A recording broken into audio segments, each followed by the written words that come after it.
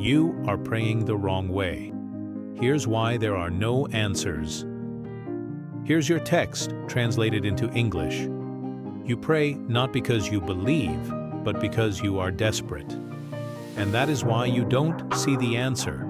You don't come to Him as a trusting child to their Father, but as someone trying their luck for the last time. You call it faith, but in reality, it is fear wrapped in spiritual language. You kneel and repeat your pleas, but in your heart, you are already prepared for disappointment.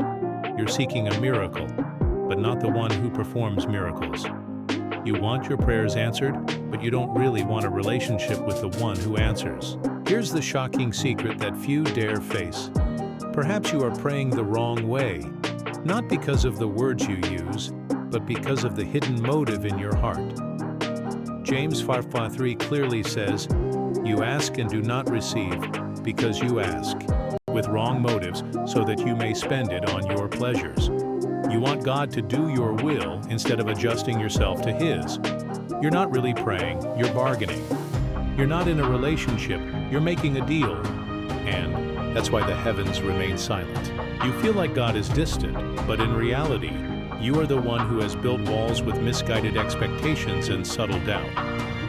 You may think you're patient, but you're exhausted because you're not waiting in faith, you're worrying in silence. Prayer is not a tool to manipulate results, but an act of surrender. When Jesus was in the Garden of Gethsemane, He also prayed, asking the Father to take the cup of suffering away, but He ended with a statement that shook heaven, "Yet not as I will, but as you will." Matthew 26:39. That wasn't a word of weak surrender, but the ultimate strength of faith. If your prayer does not come from surrender, you are trying to force God into a plan you've already drawn up.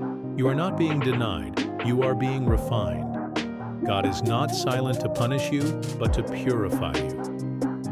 Some doors won't open until you are willing to walk without the key. Some miracles only happen when you stop demanding and start listening. Don't just tell God what you want. Ask Him what He is trying to teach you through the silence. Remember that Abraham waited 25 years for the promised child. Joseph was forgotten in prison before being elevated to be the prime minister. Moses lived 40 years in the desert before being called. Their prayers were not answered immediately, but they were heard. And it was that delay that forged unshakable people. The issue is not that God isn't listening, but that you are not yet ready to hear Him. You want a clear answer, but He wants you to learn to walk by faith. Don't let the delay make you think He doesn't care.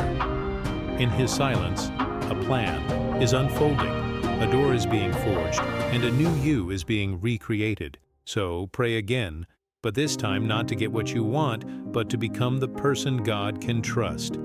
And if you feel stirred, if your heart recognizes you've been praying the wrong way, this is the moment to change. Start over.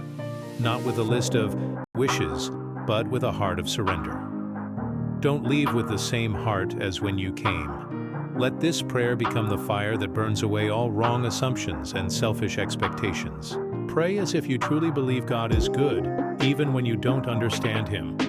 Pray as if His presence is the greatest reward, not the answer.